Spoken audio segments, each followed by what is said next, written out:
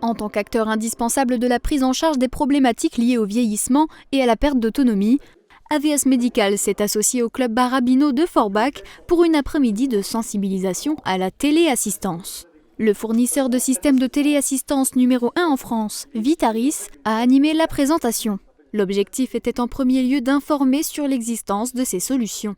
La téléassistance, en fait, c'est une mise en relation entre un bénéficiaire avec un plateau d'écoute, qui va gérer pour lui la mise en relation ou d'un aidant identifié auparavant un voisin, ou évidemment dans un dernier recours sur les secours tels pompiers ou SAMU.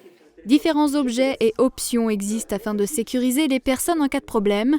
Un bouton sur un téléphone, une montre ou un simple médaillon permet de donner l'alerte à une centrale d'écoute. Souvent, malheureusement, c'est après une chute.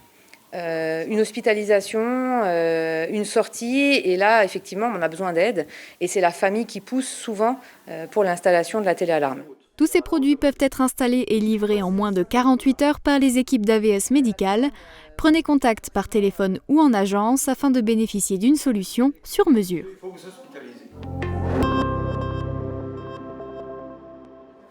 Afin de montrer leur soutien à la lutte contre le cancer du sein, en octobre, les centres de santé AVS passent au rose. Décoration, mise en avant des produits, vente de pins et de bracelets au profit de la Ligue contre le cancer. Le groupe met le paquet et décide même de participer à une journée d'information organisée par la ville de Forbach. On a un rôle de conseil et un rôle d'accompagnement par rapport aux dames qui ont eu un cancer du sein. On leur propose donc des prothèses mammaires, des manchons pour le lymphœdème, des produits de la gamme VEA. On a toute une gamme de soutien-gorge où on peut glisser la prothèse dedans et c'est vraiment spécifique en fait pour les dames opérées. Camille et sa collègue Melvina œuvrent pour que ces femmes retrouvent leur intégrité physique et mentale.